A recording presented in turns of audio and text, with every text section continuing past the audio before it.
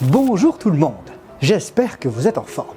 Si vous aimez la chaîne et les vidéos, je vous invite à vous abonner. Dernièrement, nous avons vu les athées, qui ne croient pas en la présence de Dieu, puis les principales religions dans le monde.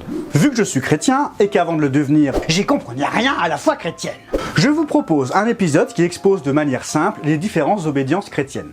Oh, reste poli, hein, pas de gros mots. Obédience, c'est un terme un peu technique. Reprenons donc. Voyons dans cet épisode les différentes branches du christianisme. Tu vas encore nous parler de botanique, toi, avec tes branches.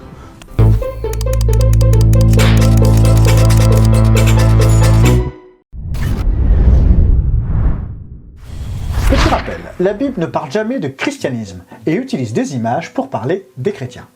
L'Église, le corps de Christ, le chant de Dieu, mais aussi le sel de la terre, la lumière du monde, des pierres vivantes. Non mais, tes images, elles ont rien à voir. C'est quoi le rapport entre une pierre et une lumière? À première vue, elles n'ont aucun rapport entre elles en effet, mais elles illustrent chacune une des facettes du croyant quand il est en Christ, quand il est attaché à sa parole. C'est-à-dire qu'il a décidé de suivre Jésus, de lui remettre, de lui donner sa vie. Comme on l'a déjà vu, le terme Christ, ça veut dire oint. Oint, c'est-à-dire qu'il a reçu le mandat pour représenter Dieu sur terre.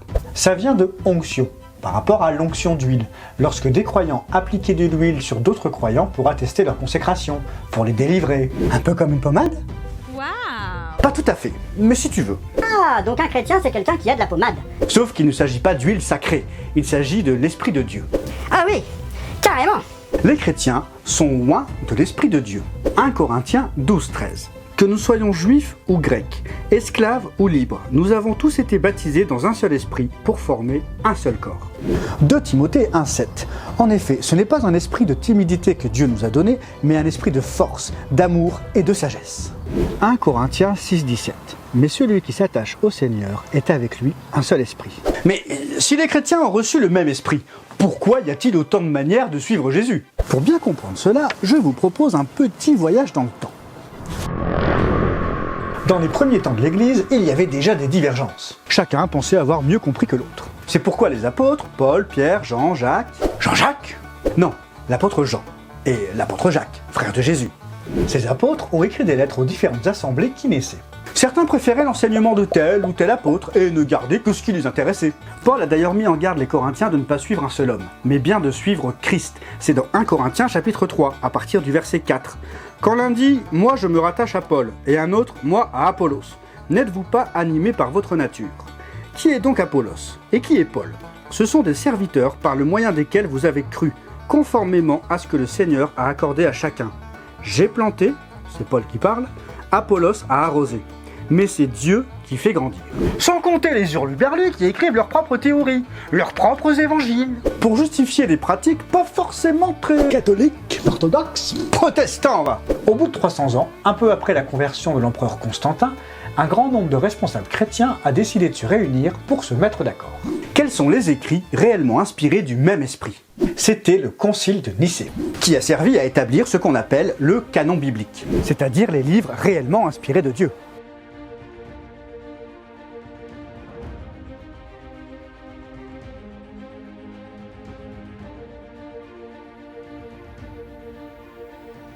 Les autres écrits sont appelés les apocryphes, les écrits cachés.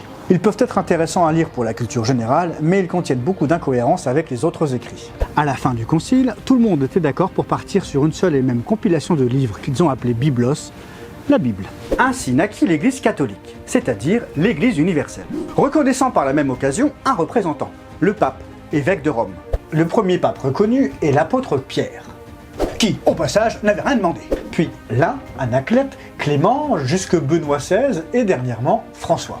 Mais avec le temps, il y a eu quelques éloignements entre l'Orient et l'Occident. En Europe, on célébrait le culte en latin, en grec pour l'Orient. Les prêtres d'Orient peuvent porter la barbe, se marier. Pas de mariage en Occident. Mais la division de l'Empire romain et le sacre de Charlemagne en l'an 800 créa une véritable rupture entre Orient et Occident. Ainsi naquit l'Église orthodoxe. Oui, enfin t'oublies quand même au passage un bon facteur déclencheur, les croisés qui ont pillé Constantinople. Oui, un véritable carnage qui a définitivement rompu le lien entre Église catholique romaine et Église orthodoxe d'Orient.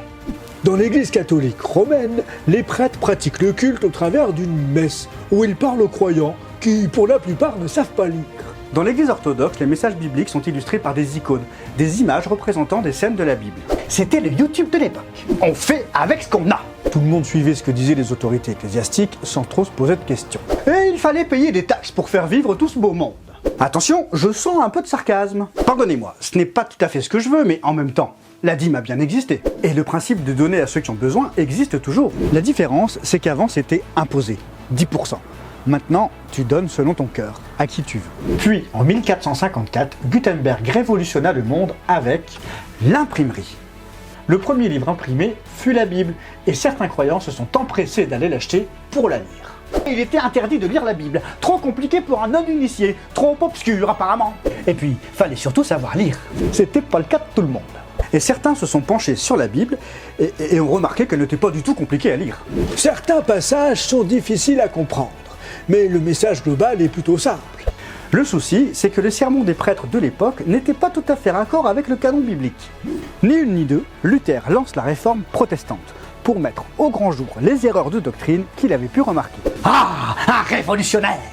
Non, Luther protestait, il parlait pour. Ce n'était pas un contestant, parlait contre. Il remarqua qu'il n'est jamais question de vouer un culte à la Vierge. Et Marie a donné comme consigne dans Jean 2,5, « Faites tout ce qu'il vous dira. » Et Jésus nous annonce, « Les paroles que je vous dis, je ne les dis pas de moi-même. C'est le Père qui vit en moi, qui fait lui-même ses œuvres. » 1 Timothée 2,5, « En effet, il y a un seul Dieu, et il y a aussi un seul médiateur entre Dieu et les hommes, un homme, Jésus-Christ. » Et il y a encore moins question de prier les saints, des gens certainement très bien dans leur vie mais qui sont morts, ou même de demander quoi que ce soit aux anges. Car encore une fois, 1 Timothée 2,5, en effet, il y a un seul Dieu, et il y a aussi un seul médiateur entre Dieu et les hommes, un homme, Jésus-Christ. Il n'y est pas vraiment question non plus de purgatoire. Cela a mis en défaut le clergé de l'époque, tant catholique romain qu'orthodoxe, qui décidèrent en 1546, soit 100 ans après l'impression de la première Bible, d'y ajouter des livres pour mieux correspondre à leur doctrine. Des livres qui n'avaient pas été reconnus comme étant inspirés de Dieu lors du concile de Nicée, 1000 ans auparavant.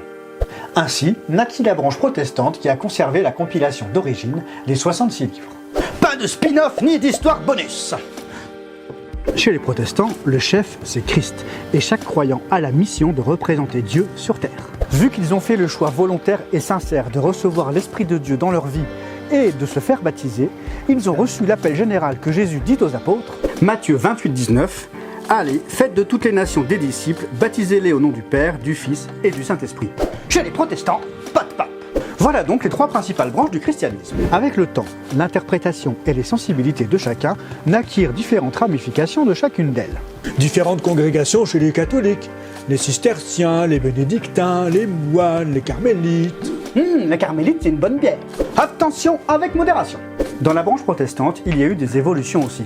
Les évangéliques, par exemple, apparus au XVIe siècle en Europe, issus du courant évangélique des premiers temps de l'Église, à l'époque de Jésus-Christ de Nazareth. Mais nous avons aussi les baptistes. Waouh, t'as une église à ton nom! Rien à voir avec moi, c'est lié au baptême.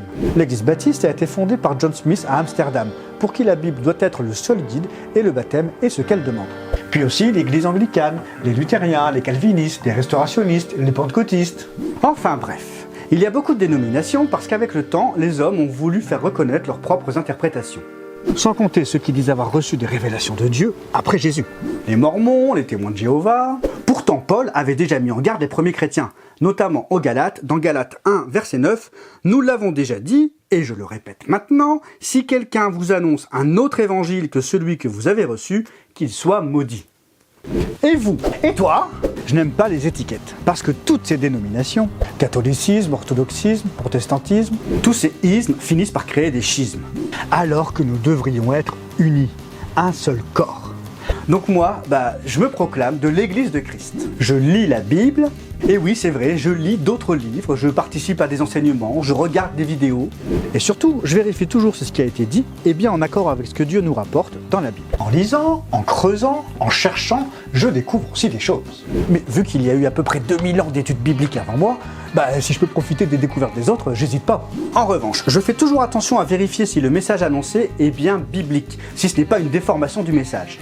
Ce que faisaient les chrétiens de Béret après avoir entendu les prédications de l'apôtre Paul. C'est dans Actes 17, verset 11.